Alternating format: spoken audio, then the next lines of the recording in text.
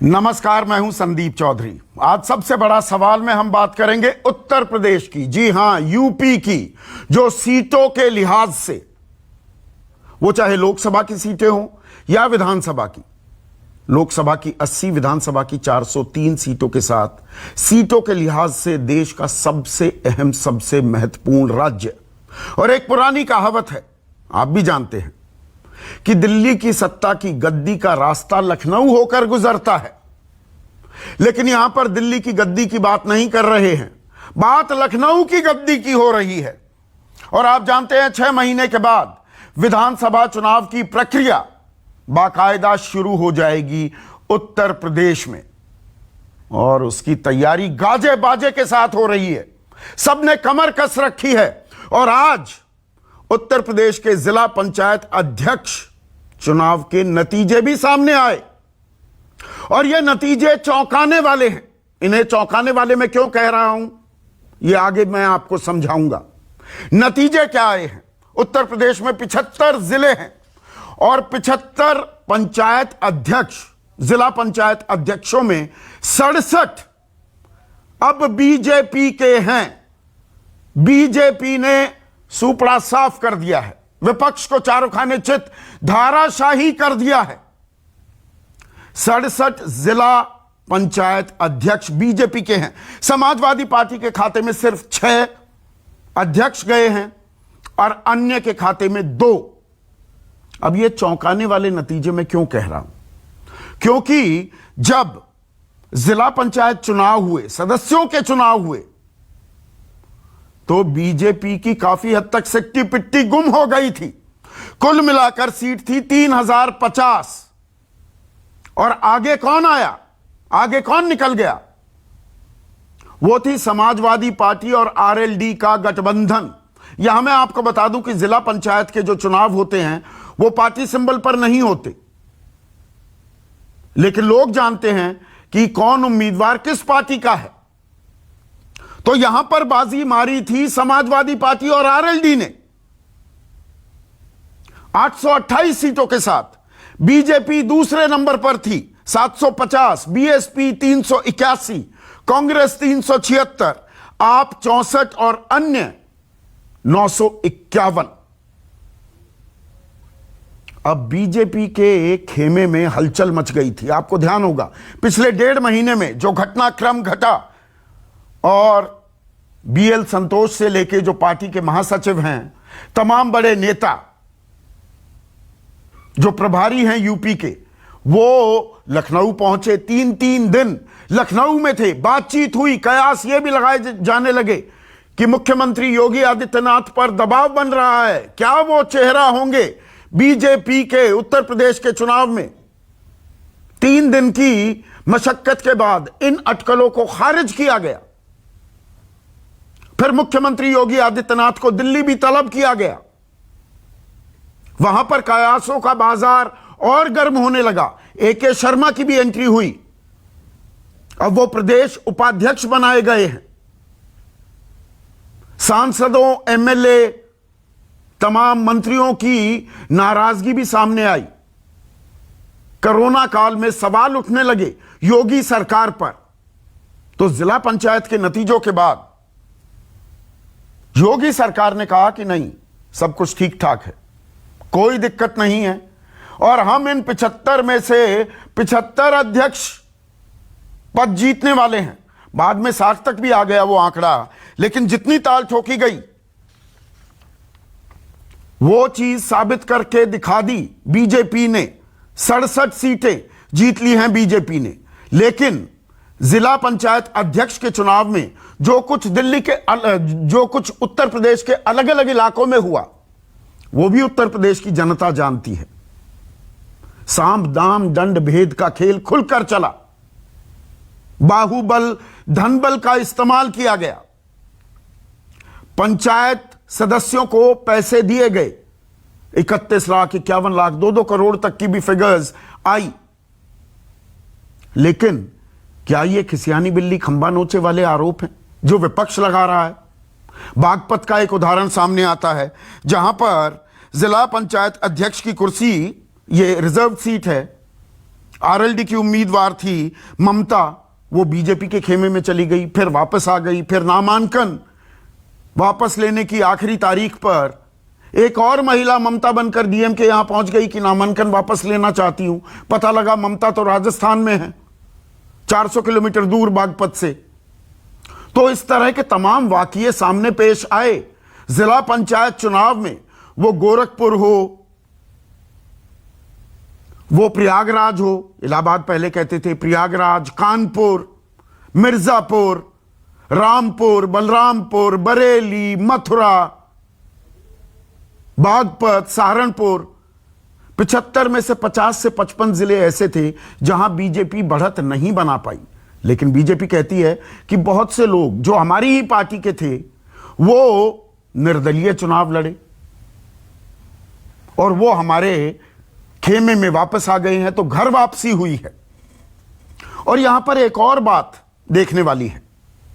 देखने वाली बात यह है कि इतिहास हमें बहुत कुछ बताता है। इतिहास के आंकड़े भी खंगालने चाहिए।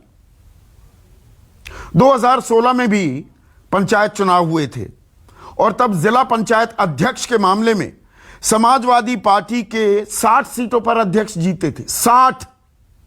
उनमें से 37 निर्विरोध थे। इस बार भी 21 निर्विरोध हुए। उनमें से ज्यादातर पश्चिमी उत्तर प्रदेश में निर्विरोध चुने गए अध्यक्ष। बिजनौर, बुलंदशहर, मेरठ, सहारनपुर, इन तमाम जगहों पर निर्विरोध अध्यक्ष चुने गए। और यहां पर बीजेपी एक दिक्कत का सामना कर रही थी। उनके विधायक, उनके सांसद गांव देहात में नहीं जा पा रहे थे क्योंकि पिछले 7 महीनों से किसान आंदोलन जारी है और बड़ी तादाद में किसान पश्चिमी उत्तर प्रदेश से दिल्ली के तमाम बॉर्डर्स, वो गाजीपुर हो, वो सिंगू हो, वो टीकरी हो, वहां पर डेरा जमाए हुए हैं। और किसानों की नाराजगी का खामियाजा उनके प्रतिनिधियों को, उनके सांसदों और विधायकों को गांव में घुसने की इजाजत बहुतेरी जगह उन्हें नहीं मिल रही थी। पर इन नतीजों से क्या बीजेपी ने अपना घर दुरुस्त कर लिया है, या 2016 में समाजवादी पार्टी 60 जिला अध्यक्ष पद जीत जाती है लेकिन 2017 के चुनाव में उसका सूपड़ा साफ हो जाता है? इन तमाम बातों पर हम चर्चा करें उससे पहले आपको बता दूं, इन नतीजों पर योगी आदित्यनाथ सूबे के मुख्यमंत्री ने ट्वीट किया है। और ट्वीट क्या किया है योगी आदित्यनाथ ने? उन्होंने कहा है यूपी में जिला पंचायत अध्यक्ष पद के चुनाव में भाजपा की ऐतिहासिक विजय आदरणीय प्रधानमंत्री जी की लोक कल्याणकारी नीतियों का प्रतिफल है। तो कल्याणकारी नीतियों का हवाला दे रहे हैं। ये उत्तर प्रदेश में स्थापित सुशासन के प्रति जन विश्वास का प्रकटीकरण है। सुशासन की भी दुहाई दे रहे हैं। सभी प्रदेशवासियों का धन्यवाद एवं विजय की हार्दिक बधाई। तो प्रधानमंत्री की कल्याणकारी नीतियां और सुशासन की बात कर रहे हैं, जिसके चलते जिला पंचायत अध्यक्ष चुनाव में बीजेपी को यह खासी सफलता हासिल हुई है। ऐसे में आज का सबसे बड़ा सवाल, यूपी में दिखा 2022 का ट्रेलर, या कहानी में अभी बहुत ट्विस्ट हैं? 2016 के आंकड़े मैंने इसीलिए आपके सामने पेश किए। चर्चा में मेरे साथ बीजेपी के प्रवक्ता मनीष शुक्ला, कांग्रेस की तरफ से सुरेंद्र राजपूत, समाजवादी पार्टी की जूही सिंह मेरे साथ इस चर्चा में जुड़ चुकी हैं। राजनीतिक विश्लेषक बद्री नारायण, प्रोफेसर बद्री नारायण भी चर्चा में आ गए हैं। तो हल्का सा मुस्कुरा तो रही हैं जूही सिंह, लेकिन ये खिसियानी मुस्कुराहट है क्या? आप तो कहते थे जिला पंचायत देखिए, नतीजे देखिए, बीजेपी चारों खाने चित। आज तो आप चारों खाने चित दिख रही हैं। संदीप जी, परसेप्शन तो यही जा रहा है, लेकिन जिला पंचायत सदस्य का चुनाव हमने जीता और पुरजोर तरीके से जीता। ट्रेलर एक तरीके से जरूर यह है कि ये लेटरल एंट्री जो भारतीय जनता पार्टी ने अधिकारियों और शासन और बल और लोगों के ऊपर बुलडोजर चला करके, लोगों को धमका करके जिला पंचायत अध्यक्ष बनाए हैं, तो इसका सामना हम 2022 में करेंगे, पूरी तैयारी से करेंगे। जिस तरह इन्होंने किया है इनको भी जवाब मिलेगा और समाजवादी पार्टी जवाब दिलाना भी जानती है। जूही सिंह जी, आपसे सीखे हैं 2016 के आंकड़े, मैंने इसलिए बताए। और कोई चैनल में आप 2016 के आंकड़ों पर चर्चा होते नहीं देखेंगे। निर्विरोध 37 जिला पंचायत अध्यक्ष, 7 आप जीते थे, तो वो साम दाम दंड भेद तो मतलब ये तो शगल है ना, जिसकी सरकार वो थोड़ा इस्तेमाल कर लेती है। संदीप जी, इतना विभत्स दृश्य मुझे नहीं लगता उत्तर प्रदेश ने आज तक देखा होगा। जो इनके जिलाधिकारी औरैया का आज दिखा, जो लोगों के ऊपर इन्होंने एनएसए, बच्चों के ऊपर एनएसए लगा दिया, गेट तोड़ने पर मुकदमे दिखा दिए, घर में महिलाओं को जाकर धमकाने लगे, तो ये जीत योगी आदित्यनाथ को, भारतीय जनता पार्टी को मुबारक हो। लेकिन जिन लोगों से इस तरह से वोट लिए हैं और जो कोरोना काल में जिन लोगों ने अपने परिवार के, अपने रिश्तेदारों को खोया है, कोई भूलने वाला नहीं है। ये जीत सेलिब्रेट कर सकते हैं, परसेप्शन बदलने की कोशिश है, लेकिन अब जैसे जनता से डायरेक्ट चुनाव है नहीं, जरूर बहुत गुंडागर्दी हुई, हो सकता है हमें भी करनी चाहिए थी, लेकिन 2022 सामने है और हम जी संदीप जी, हम चाहते हैं कि हम मुद्दों पर चुनाव लड़े और जनता का ध्यान मुद्दों से। तो जो 828 पंचायत सदस्य आपके चुने गए थे, उन्होंने ही तो वोट दिया होगा ना ये जिला पंचायत अध्यक्ष में। आपके घर में ही सेंधमारी कर ली आप ही के लोग। अभी तो चुनाव शुरू नहीं हुए, ये तो दिखावे के चुनाव हैं, ये असल चुनाव भी नहीं है। आम आदमी थोड़ा वोट करता है, पर अभी से ही आपकी नैया क्या डूब रही है कि आपके सदस्य आपको छोड़कर बीजेपी के खेमे में चले गए, उनकी नैया पर सवार हो गए। संदीप जी, कई लोगों के ऊपर कई तरह के प्रेशर्स थे जो सदस्यों के ऊपर हैं, उनके घर वालों का अपहरण, उनको पर्चा न भरने देना, उनको लास्ट मोमेंट पर नोटिस इशू करना, कुछ जिला पंचायत अध्यक्ष के भी हमारे जो लोग थे उनको भी जरा धमकाकर अपने पाले में कर लिया। चुनाव थे, चुनाव ये जीत गए हैं, इनके लिए महत्वपूर्ण था, इनके लिए जीने मरने का प्रश्न था कि परसेप्शन को इस तरह गुंडागर्दी से ये बदले। हमारे लिए ये एक शुचिता से परसेप्शन मैनेजमेंट की है बीजेपी ने, आप ये कह रही हैं? कोशिश की है संदीप जी, लेकिन सब जगह आपने खुद, इतना बड़ा पैनल है, आंकड़े खुद कुछ कहते हैं और आपकी बात कुछ कहती है, तो मुझे लगता है कि जनता भी समझदार है और वो समझती है कि कब क्या करना है। तो मुख्यमंत्री योगी आदित्यनाथ तो कह रहे हैं कि प्रधानमंत्री मोदी की जन कल्याणकारी नीतियों, वो जो योजनाएं हैं, उसका नतीजा है कि ऐसी अभूतपूर्व जीत हमने हासिल की और सुशासन दे रहे हैं हम राज्य में। वो तो ताल ठोक रहे हैं, जन कल्याणकारी नीतियां और सुशासन, इसके चलते 67 जिला पंचायत अध्यक्ष चुने बीजेपी के। संदीप जी, कौन सी नीतियां और कौन सा सुशासन? एक ईंट तो रखी नहीं, बिजली आ नहीं रही है, चाहे काम गिराने का आज समय नहीं है मुझे लगता है, बाकी लोगों को भी बोलना है, लेकिन समाजवादी पार्टी के काम का बार बार उद्घाटन करना और झूठे वीडियो ट्विटर पे डालना और ट्रेंड चलाना, तो मुख्यमंत्री की बात का कोई मतलब है नहीं। वो मानसिक रूप से आदेश दे देते हैं, उनको लगता है कि ट्रांसलेट आपको किसी ने रोका है सोशल मीडिया पर अपनी मौजूदगी दर्ज कराने से? संदीप जी, करते हैं हम, लेकिन कोशिश करते हैं कि एक मर्यादा में रहें और झूठ ना बोले और प्रपंच ना करें। मुख्यमंत्री की ये आदत है, एक्चुअली वो प्रचारकों की पार्टी है, तो हमेशा प्रचार तंत्र में वो हमसे आगे ही रहेंगे। हम कितना भी कोशिश कर रहे हैं, क्योंकि उनको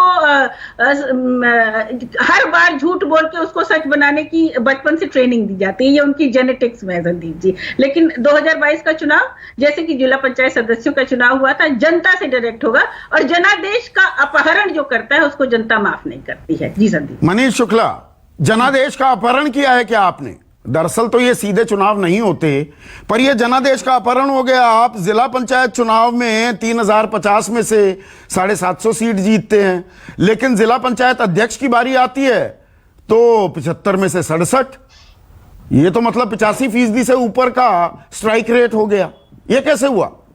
देखिए संदीप जी, आपकी डिबेट में एक अच्छी चीज है कि आप तर्क सहित बात करते हैं और आंकड़ों और तथ्यों पर डिबेट कराते हैं, इसलिए मुझे कई चीजें आज आपके चैनल पे कहने का अवसर मिलेगा जो कई जगहों पे नहीं मिला। देखिए, 2-3 बातें आपने कही, मैं उसी बात से शुरू करता हूं। अभी जूही जी की बात का जवाब मैं अंत में दे दूंगा। आपने कहा कि 2016 में सपा जीती, 17 में हार गई। यहां से मैं उठाता हूं, अगर आप देखेंगे तो 2012 में अखिलेश यादव मुख्यमंत्री बने थे। 2014 का जब लोकसभा का चुनाव हुआ, यानी पहला चुनाव जब अखिलेश यादव जी के नेतृत्व में हुआ, तो भारतीय जनता पार्टी 73 लोकसभा चुनाव जीतती है, 327 असेंबली सेगमेंट में आगे रहती है, और समाजवादी पार्टी 5 सीटों पर रह जाती है। मुख्यमंत्री कौन थे? अखिलेश यादव थे। फिर 17 का चुनाव होता है, बीच में पंचायत के चुनाव में विजय दर्ज करते हैं, लेकिन नगर निगम के चुनाव में बीजेपी चुनाव जीतती है, और नगर और जिला पंचायत के चुनाव में चुनाव जीतते हैं।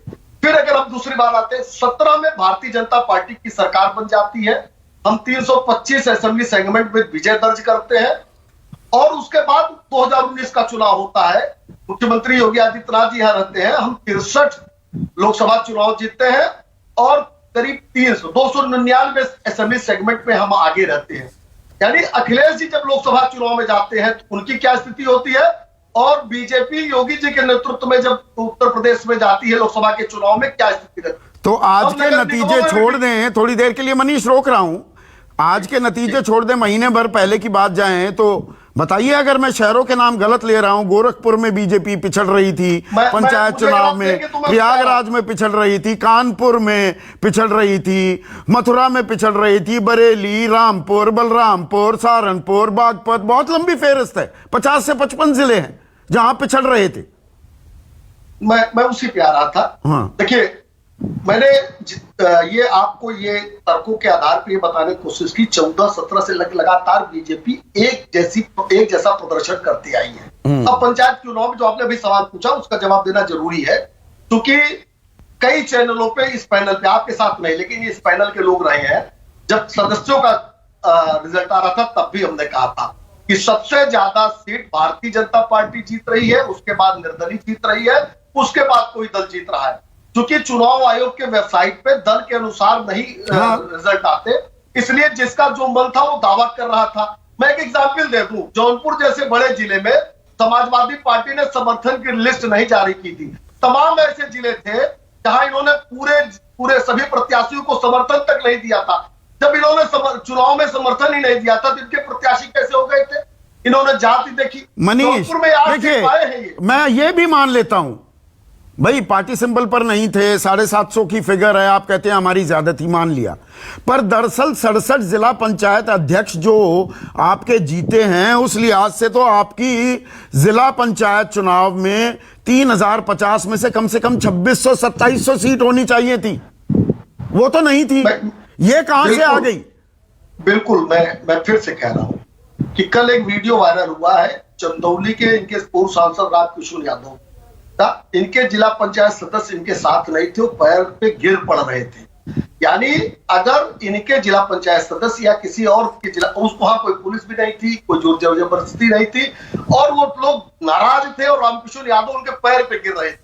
यानी देखिए, ये पूरे चुनाव अखिलेश यादव के नेतृत्व पे सवाल है। 14, 17, 19 और ये नगर निगम, कोऑपरेटिव के चुनाव और ये जिला पंचायत, या ये नतीजे, ये जो 67 सीटें जीती है, आपको जीतनी जरूरी थी, ये बताने के लिए देखिए उत्तर प्रदेश में सब कुछ ठीक ठाक है।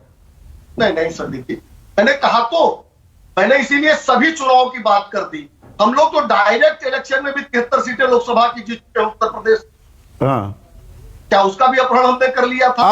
अब जो मुख्यमंत्री योगी आदित्यनाथ, मनीष कहते हैं कि प्रधानमंत्री मोदी की जन कल्याणकारी योजनाओं के चलते ये सफलता मिली, और सुशासन पर मैं आता हूं, जन कल्याणकारी योजनाएं थी या कोई कल्याणकारी कोष खोल दिया था आपने? एक कोष बनाया और कि जी 31 लाख ले लो, 51 लाख ले लो, 2 करोड़ ले लो, तो हमें 67 चाहिए।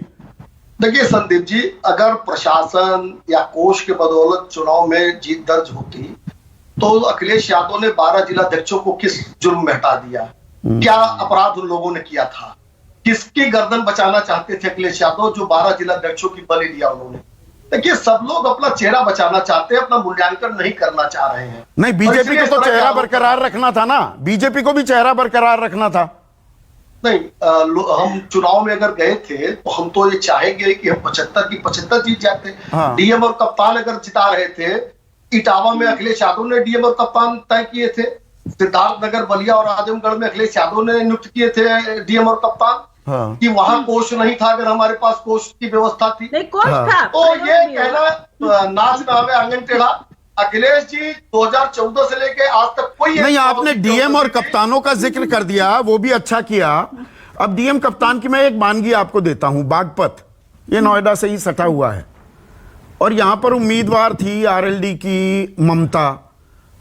वो सुबह नामांकन के दौरान तो होती हैं आरएलडी की, दोपहर होते होते हो जाती हैं बीजेपी की, शाम होते होते फिर से आरएलडी की हो जाती हैं, और नामांकन की आखिरी तारीख पर एक महिला, और मैं ये जो सार्वजनिक हैं चीजें, एक फर्जी महिला ममता बनकर डीएम के सामने, बागपत के डीएम के सामने जाती है कि मैं नामांकन वापस ले रही हूं। वो नामांकन वापस भी हो जाता अगर हो अल्लाह ना होता।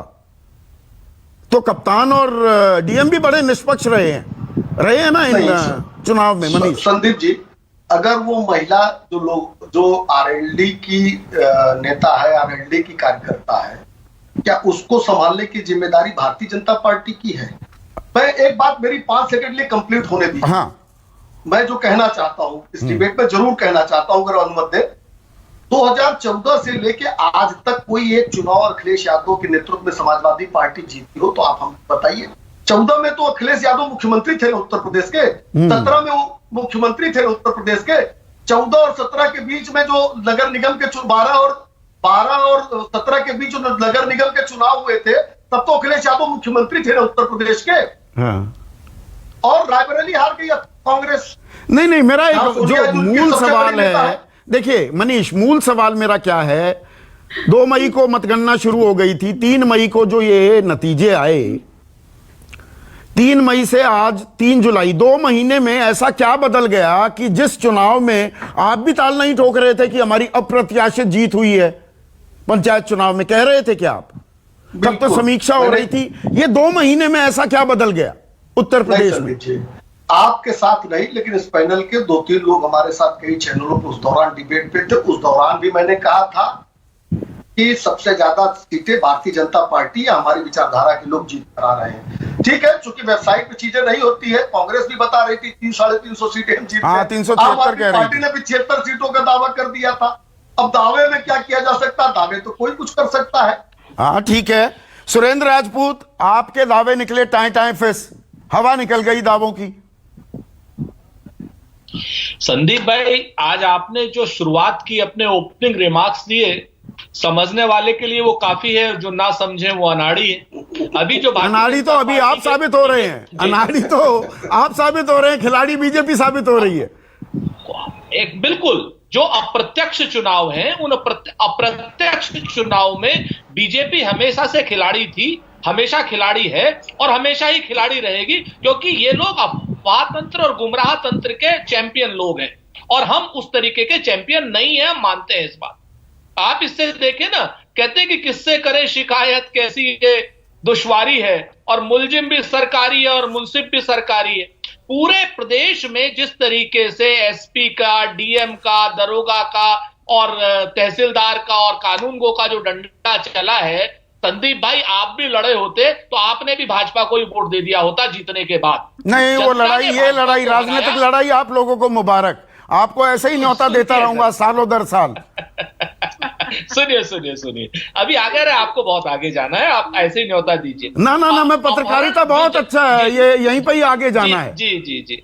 सुनिए तो सर, वही बात है, वो मैं जानता हूं ना इस बात को, इसीलिए तो कह रहा हूं कि डीएम और एसपी से अगर आप किसी तरीके से ये काम कराते तो आप 75 के 75 जीत सकते हैं, कोई बहुत बड़ी बात नहीं है। आप इस चीज को देख लीजिए कि आखिर वो कौन से कारण थे कि वाराणसी में रात में 11:15 बजे पर्चा वापस हुआ है एक प्रत्याशी का, रात में 11:15 बजे, न भूतो न भविष्यतो, आपके सामने है। गोरखपुर में जिस तरीके से एक प्रत्याशी को पर्चा भरने से रोकने का वीडियो आप ही के यहां था, ममता किशोर का आप ही ने बताया है।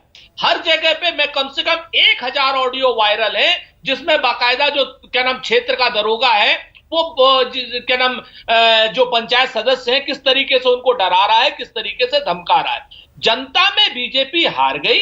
अब इस वक्त भारतीय जनता पार्टी का जो शीर्ष नेतृत्व है योगी आदित्यनाथ जी का, जिन्होंने सीधी चुनौती नरेंद्र मोदी जी को दे रखी है कि भाई मेरे ही नेतृत्व में चुनाव होगा, वरना तो मैं खेल बिगाड़ूंगा। तो उन्होंने बहुत स्पष्ट रूप से अपने अधिकारियों के माध्यम से इन चुनावों में, अप्रत्यक्ष चुनाव, मतलब ये तो बड़ा आसान हो जाता है। सबसे आसान आरोप है सुरेंद्र राजपूत की जी, कप्तान भी, डीएम भी, अरे सब दबाव में आ गए। मैं बताता हूं आपको प्रत्यक्ष को उदाहरण, मतलब ये गले कैसे उतरेगी? हर कोई दबाव में आ गया, हर किसी को बीजेपी ने खरीद लिया। आपके अपने सदस्य बीजेपी के खेमे में चले गए। बिल्कुल गए। मैं तो आपको नाम लेके बता रहा हूं। मेरा अपना सदस्य जो हमारे उस पर चुनाव जीता था, लखीमपुर का मेरा उपाध्यक्ष, जिसको हमने पार्टी से निकाला है, वो बीजेपी का प्रस्तावक था। तो आप अपने गिरेबान में झांकी है ना, अपने घर को आप काबू में कर नहीं पा रहे, दूसरे के घर पे टिप्पणियां कर रहे हैं।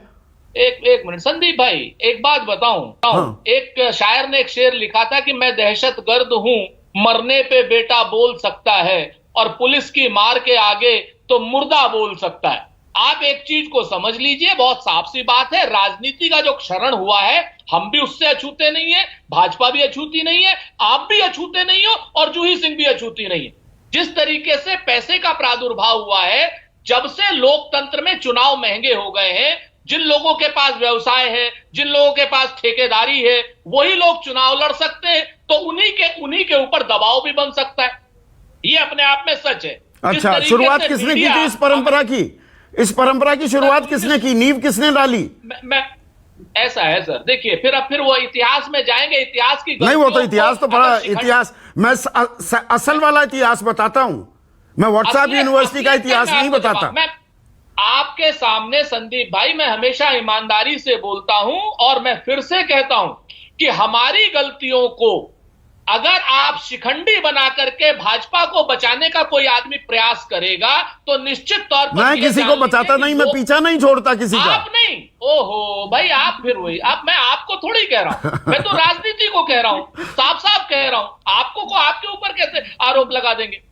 आप समझिए मेरी बात को कि जिस तरीके से अगर हमने गलती की, तो हमारी गलतियों को शिखंडी बनाइए और भाजपा सामने हो जाए। मनीष शुक्ला, अब मैं जन कल्याणकारी नीतियों की, तो मैंने 1 मिनट सुरेंद्र राजपूत, जन कल्याणकारी नीतियों का नतीजा है प्रधानमंत्री मोदी की जन कल्याणकारी नीतियां, और अपना सुशासन, अपने सुशासन की भी बात की। ये सुशासन चला, डीएम, कप्तान, जो ये विपक्ष आरोप लगा रहा है, मैं कुछ प्रत्यक्ष उदाहरण आपके सामने पेश कर रहा हूं।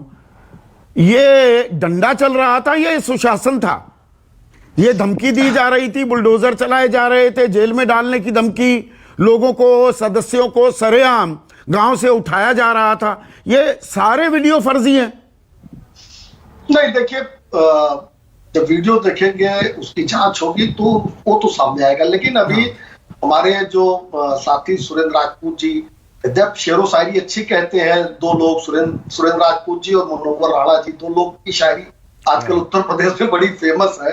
अभी वो प्रत्यक्ष अप्रत्यक्ष चुनाव की बात कर रहे थे। चलिए भैया, अप्रत्यक्ष चुनाव, मैं सुशासन की बात कर रहा हूं। सुशासन की ताल ठोक रहे हैं मैंने मुख्यमंत्री योगी आदित्यनाथ। संदीप जी, हमने अप्रत्यक्ष चुनाव में सब कर डाला जो सुरेंद्र जी कह रहे हैं। तो 2019 के प्रत्यक्ष चुनाव में 2 सीटों से 1 सीटों पे क्यों आ गए आप?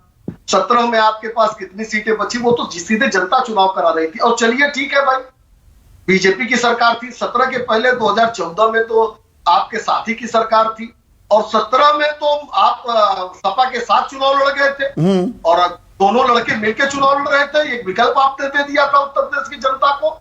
तो प्रत्यक्ष, अरे अप्रत्यक्ष की बात वो करे जिसने प्रत्यक्ष चुनाव में शानदार विजय दर्ज की हो। 7 सीटें विधानसभा की है कांग्रेस के पास। तो जब प्रत्यक्ष चुनाव का ही हाल है, तो प्रत्यक्ष चुनाव में कैसे चुनाव जीत लेते, या क्या आपके पास वो थी? देखिए, क्योंकि सिंबल पे चुनाव नहीं होता, तो सदस्यों के लिए आपने दावा ठोक दिया, हमने 30 बता तो रहा कि 70 सीटें तो आम आदमी। तो जिला प्रशासन बिल्कुल निष्पक्ष रहा। जिला प्रशासन की कार्रवाइयों से आप पूरी तरह से संतुष्ट हैं? बिल्कुल। देखिए, कानून का राज है, और अगर किसी को कहीं आपत्ति है तो वो जा सकता है। मैंने भी तो एक वीडियो बताया कि रामकिशोर यादव, इनके पूर्व सांसद, कल पैरों पर गिर रहे थे, जिला पंचायत सदस्य जो समाजवादी पार्टी के थे।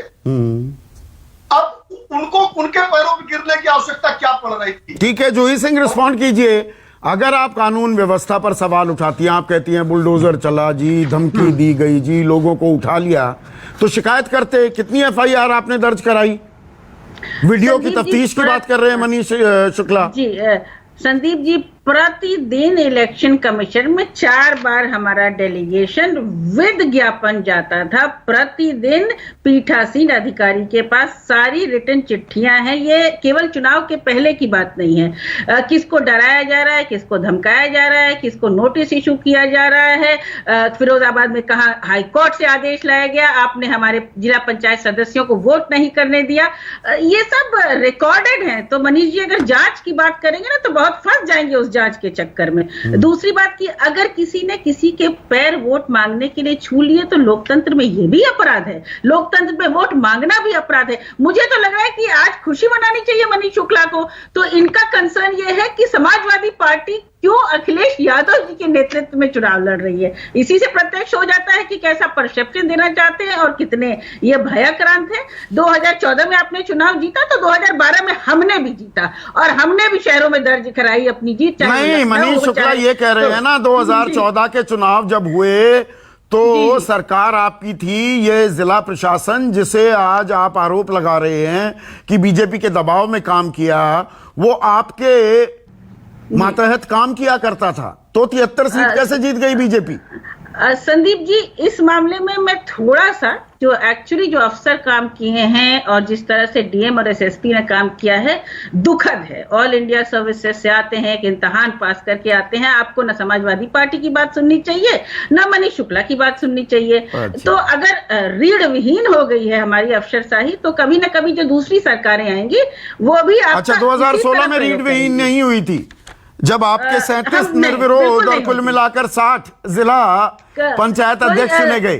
संदीप जी, इन्होंने कोई शिकायत की, कोई वीडियो है इस तरह का कि कोई एफआईआर, कोई इलेक्शन कमीशन के पास ये गए? चलिए आरोप प्रत्यारोप तो हो गए पूरे। अब असल तस्वीर पर आते हैं। अब आप तीनों की इजाजत से प्रोफेसर बद्री नारायण, ये देखिए, ये तो हैं जिला पंचायत अध्यक्ष के चुनाव। बीजेपी ने जबरदस्त जीत हासिल की है, इसमें कोई शक व शुबा नहीं है, सामने हैं आंकड़े। सवाल हैं, कोई कार्रवाई करनी है वो चुनाव आयोग करेगा। जो सवाल हैं बिना लार लपेट के मैं भी पूछ रहा हूं। पर यहां पर एक नैरेटिव क्या ऐसा बनाया जा रहा है कि ये तो जी विधानसभा के नतीजे आ गए, ये तो ट्रेलर हो गया। ट्रेलर था तो 2016 के जिला पंचायत चुनाव के लिहाज से तो बंपर जीत होनी चाहिए थी अखिलेश यादव की। अभी ये नैरेटिव सेटिंग हो रही है। इन नतीजों को किस परिप्रेक्ष्य में देखते और आंकते हैं आप? देखिए संदीप जी, ये जो जिला पंचायत के जो चुनाव होते हैं ये किसी तरह से भी इंडिकेटर नहीं है विधानसभा के चुनाव के। और ये मुझे लगता है बीजेपी शायद इस नैरेटिव को बनाने की ज़्यादा कोशिश नहीं कर रही है। मतलब कोशिश तो है ही है। पहले जब ये हुआ था, पिछला जो रिजल्ट आया था, तो ये माना जाने लगा था कि अब बीजेपी कमजोर हो गई। वहां एक नैरेटिव खड़ा हुआ था, लेकिन वो उस नैरेटिव का ये काट, ये काउंटर है, ये काउंटर है उसका, ये काउंटर है at the level of narrative making. मैं at the level of politics नहीं कह रहा हूँ, नैरेटिव मेकिंग कह रहा हूँ। जो प्रयास पॉलिटिक्स है, अभी जो तीनों चारों की मैं बातें सुन रहा हूँ, ये तो राजनीतिक दल है, अपनी अपनी पोजीशन लेंगे कि भय से ही इतनी सारी सीटों को मैनेज नहीं किया जा सकता। भय के साथ अब दूसरा तरीका क्या है? एल्यूरमेंट।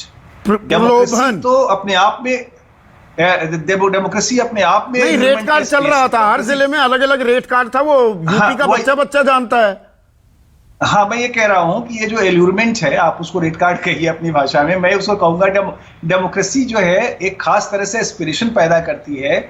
और उसमें नहीं, मैं यहाँ पर ये साफ कर दूं, जो पंचायत सदस्य थे ना प्रोफेसर बद्री, ऐसा नहीं है समाजवादी पार्टी ने अपने बंदों को अपने पास रखने के लिए उन्हें पैसे नहीं दिए, वो भी दिए गए जरूर। जहां ज्यादा मिल गए तो कुछ लोग ज्यादा में चले गए, कुछ लोग छोटे में संतुष्ट रहे, ये हुआ है, पर रेट कार्ड चला है। हाँ, ये जो अंतर का खेल है, ये मुझसे लगता है, मुझसे ज्यादा आप जानते हैं, लेकिन मैं जो कहने जा रहा हूं वो ये कहने जा रहा हूं कि डेमोक्रेसी इस एल्यूरमेंट को स्पेस देती है, क्योंकि इलेक्शन पर बेस्ड है, शक्ति पर बेस्ड है। तो इसको आप वैल्यू जजमेंट में गलत और सही नहीं कह सकते। कहते हैं ना कि एक राजनीति चल रही है, जो उसमें बाजी मार ले जाए, हाथ बढ़ा के छीन ले पैमाना उसी का। तो उस लिहाज से आप ना बीजेपी को गलत कह सकते हैं, ना समाजवादी पार्टी को गलत कह सकते हैं, ना कांग्रेस को। मतलब लेकिन अगर आप वैल्यू जजमेंट में देखेंगे तो ये राजनीति काजल की कोठरी है, काजल की कोठरी में कैसे ही सयानो जाए, एक लीक काजल की लागी है पे लागी है। बिल्कुल बिल्कुल, क्योंकि इलेक्टोरल पॉलिटिक्स के अपने आर्गुमेंट होते हैं। हाँ। लेकिन जो मजेदार बात इसमें संदीप जी ये होने जा रहा है कि जो भी दल, जिसने भी, बीजेपी ने जो इतने सारे अपने पंचायत अध्यक्ष बना लिए, तो ये साबित करता है कि उसकी सांगठनिक क्षमता जो आगे के चुनाव में उसको ज्यादा समर्थन देने के काबिल, यानी ये सारे मैं सीधा सवाल पूछूं, ये देखिए 3 मई को नतीजे आए तो दबाव बढ़ने लगा, इसीलिए मैंने शुरुआती संबोधन में कहा BL संतोष तमाम लोग पहुंचे लखनऊ में, फिर लखनऊ से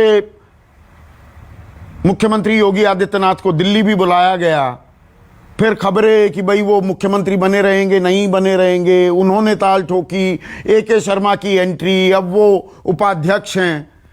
इन नतीजों के बाद मुख्यमंत्री योगी आदित्यनाथ पर अब दबाव कम होगा, योगी आदित्यनाथ सर्वे सर्वा होंगे, जैसा चुनाव लड़ना चाहेंगे, जिस तरीके से लड़ना चाहेंगे, अब उन्हें खुली छूट मिल जाएगी क्या?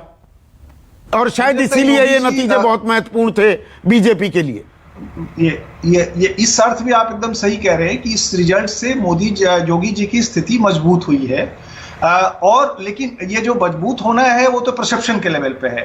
वैसे भी सांगठनिक लेवल पर अगर आप देखें तो मैं ये कहने जा रहा हूं कि इन परिणामों का असर ये होगा विधानसभा चुनाव में कि बीजेपी को ये 75 लोग जब ये बैक करेंगे, 75 जिला अध्यक्ष, तो वो उसको सांगठनिक फायदा होगा। और मुझे लगता है मैनिपुलेशन जो है, मैनिपुलेशन भी बिना सांगठनिक शक्ति के आप नहीं कर सकते। अगर मान लीजिए कि मैनिपुलेशन भी किया है तो आपको उस प्रोफाइल होने चाहिए ना, जिला पंचायत अध्यक्ष होती तो सेरेमोनियल पोस्ट ही है, वो चुनाव को अफेक्ट कर लेते तो 2016 के चुनाव के आधार पर तो साइकिल की हवा निकलती ही नहीं। देखिए ये एक कार्डर्स का एक खास तरह का कार्डर है। आपको पता है कोऑपरेटिव का जो, जब कोऑपरेटिव में कांग्रेस मजबूत थी तो कोई भी उसको हरा नहीं सकता था। कोऑपरेटिव से कांग्रेस जब कमजोर हुई तो कांग्रेस खत्म हो गई। तो कोऑपरेटिव में एक वर्कफोर्स था उसके साथ। तो जिला ये लोकल सेल्फ गवर्नमेंट में भी एक वर्कफोर्स आपको मिलता है। तो ये 75 जो जिला पंचायत अध्यक्ष हैं, इनका अपना भी बेस होगा। बिल्कुल, मनीष शुक्ला साथ जुड़ेंगे तो अगले चुनाव में उनको फायदा। एक लाइन में कहानी ये है, आज के नतीजों के बाद योगी आदित्यनाथ को चुनौती देने वाला अब कोई नहीं है। चुनौती के सुर उठने लगे थे, अब एक छत्र राज है, वो जैसा चाहेंगे वैसे चुनाव लड़े जाएंगे यूपी में बीजेपी की ओर से। देखिए, भारतीय जनता पार्टी कार्यकर्ता आधारित संगठन है और योगी जी उत्तर प्रदेश के मुख्यमंत्री हैं। निश्चित रूप से ये चुनाव हम लोग जीते हैं। मैंने देखिए एक बात कही थी, फिर से मैं रिपीट करूंगा, मुझे लगता है कि आप लोग का ध्यान नहीं गया।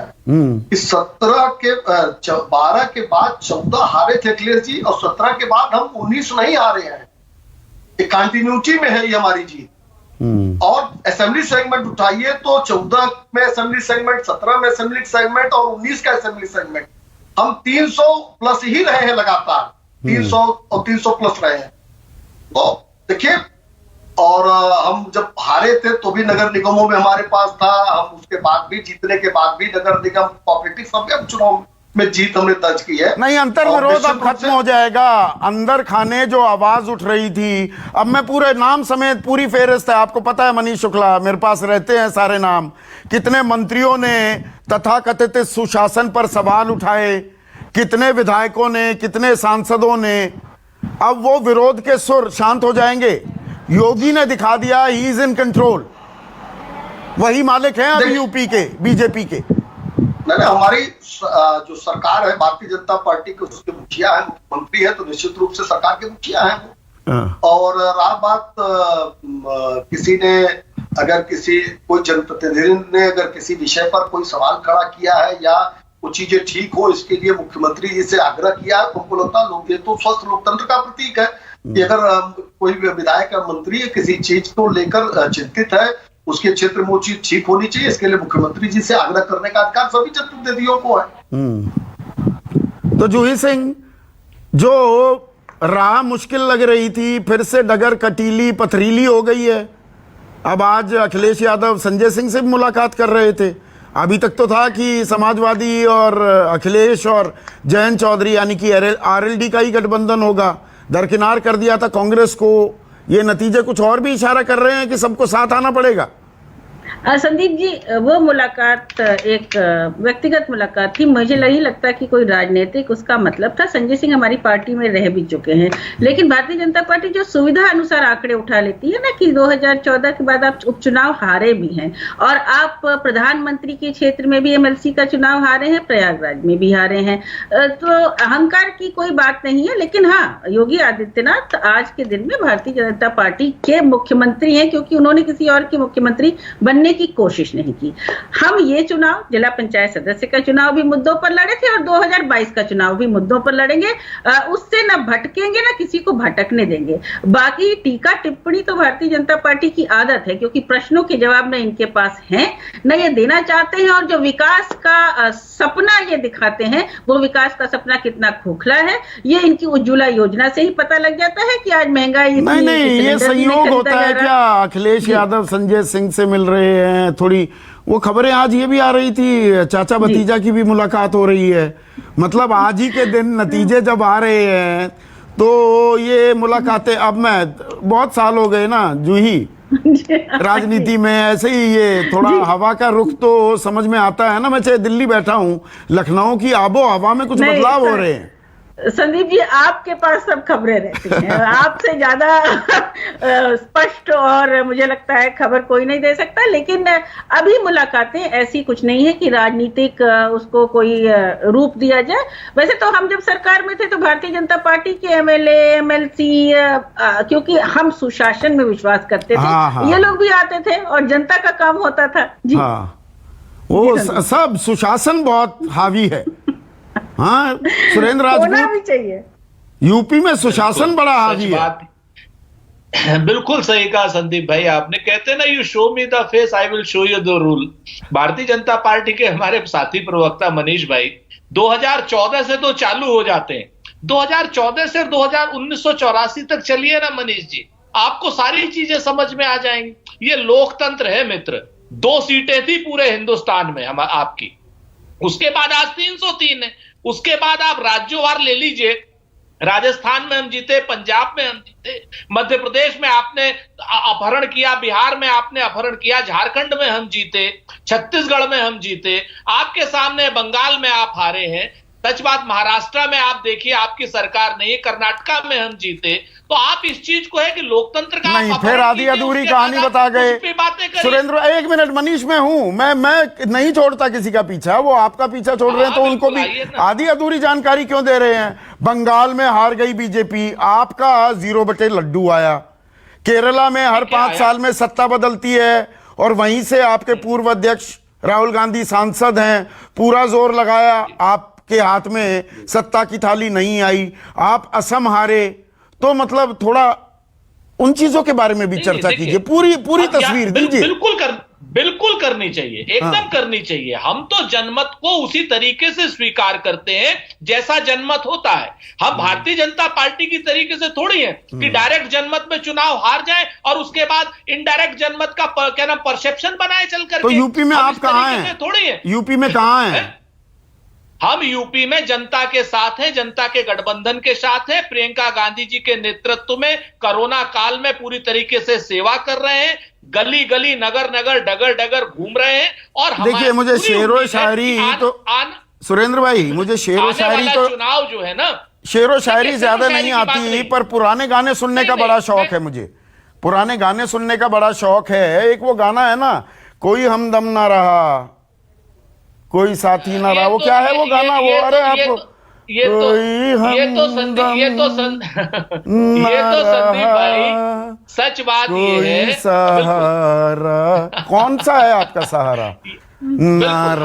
हमारी सहारा तो जनता है। प्रियंका गांधी जी के नेतृत्व में ना रहे कोई, मैं बड़ी कर्कश आवाज में भी गा रहा हूं, कोई बात नहीं, कोई हमारा ना रहा। हम आपको पूरी जिम्मेवारी से कह रहे हैं संदीप भाई कि हमारी हमदम भी और हमारा सहारा भी उत्तर प्रदेश की जनता है। प्रियंका गांधी जी के नेतृत्व में पूरी ताकत से चुनाव लड़ेंगे। रिजल्ट जो होगा वो लोधी स्टेट से चुनाव लड़ा जाएगा, लोधी स्टेट से यूपी का चुनाव लड़ा जाएगा। पूरी ताकत से चुनाव हाँ, लड़ेंगे। पूरी ताकत लगा देंगे लोधी स्टेट से। और नहीं, लोधी स्टेट की नहीं, उत्तर प्रदेश की जनता की लगाएंगे संदीप भाई। और आप भी देखेंगे, आप भी आने वाले दिनों में देखेंगे जिस तरीके से, मतलब आपकी भी जो निर्मम मीमांसा है, ये भी हमें धनात्मक ऊर्जा देगी। और कहीं ना कहीं निश्चित तौर पर जितनी कमजोरियां हैं आप लोग इंगित करते रहेंगे, हम उन कमजोरियों को दूर करते रहेंगे। ये भी अपने आप में सच है। तो वो 2 लड़के तो नहीं दिखेंगे ना यूपी में, 2 लड़के नहीं दिखेंगे। अब वो 2 लड़के तो अखिलेश और जयंत हो गए। वो अपनी जगह पर है, उनको शुभकामनाएं, वो अपना चुनाव लड़ेंगे, हम अपना चुनाव लड़ेंगे। दोनों का चुनाव भारतीय जनता पार्टी के मुखालिफ होगा, भारतीय जनता पार्टी के कुशासन के मुखालिफ होगा, ऑक्सीजन से हुई कमी मृत्यु के मुखालिफ होगा, शमशान घाटों को कब्रिस्तान बनाने के मुखालिफ होगा, बेरोजगारी के मुखालिफ होगा। भारतीय जनता पार्टी ने जो पिछले 5 साल में इनकी कथनी और करनी में अंतर रहा है, उसके मुखालिफ हम चुनाव लड़ेंगे। और हमें उम्मीद है कि जनता हमारा सहयोग करेगी। हम जनता तो बद्री बाबू, वो जमीन तैयार हो गई है। आज के नतीजे देखिए, अप्रत्यक्ष चुनाव हैं, ये इनडायरेक्ट चुनाव हैं। इनको ज्यादा तूल देना, वो ठीक है, बीजेपी को सूट करता है, वो देगी तूल। आज थोड़े खिसियाए हुए हैं विपक्ष वाले, वो अपने आरोप लगाएंगे, पर दरअसल लड़ाई अब शुरू होती है क्या यूपी की? देखिए संदीप जी, एकदम आपने सही कहा, लड़ाई उत्तर प्रदेश की अब शुरू होती है। यानी पहले शुरू हो चुकी थी, लेकिन जो पिच बने थे वो शायद थोड़े गड़बड़ से बने थे।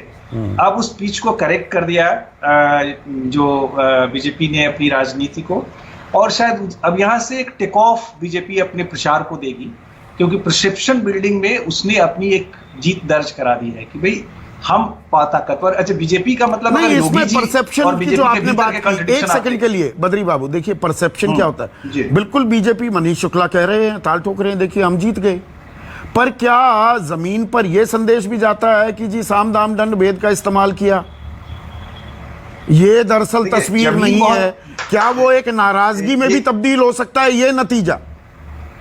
नहीं संदीप जी, ये प्रायः हम लोग आशा करते हैं मोस्टली जो नहीं, मैं आशा नहीं करता, मैं सवाल पूछता हूँ। आशा करने का काम नेताओं का। बिल्कुल बिल्कुल, क्योंकि मुझे लगता है कि ऐसा कुछ नहीं होता है। 2 लेवल पे परसेप्शन बनते हैं, हम लोगों के लेवल पे, यानी जो सोशल मीडिया और ये सब, और दूसरा ग्रास रूट पर बनता है।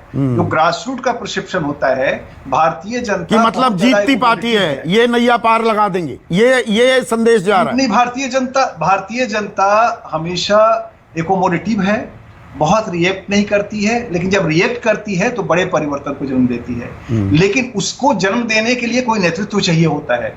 वो नेतृत्व अगर नहीं है, विपक्ष की हालत आप देख रहे हैं, कहने की कोई जरूरत नहीं है, तो फिर सत्ता के लिए चैलेंज कहां है? सत्ता के लिए चैलेंज नहीं है, लेकिन मनीष शुक्ला, क्या ये सत्ता का दम्भ इतना कि देखिए, चाहे पंचायत चुनाव हार जाए, जिला पंचायत अध्यक्ष हम जीतेंगे, ये नेगेटिव परसेप्शन भी जा सकती है क्या? आप आज जीत की ताल ठोक रहे हैं और जीते हैं, इसमें तो कोई शक नहीं।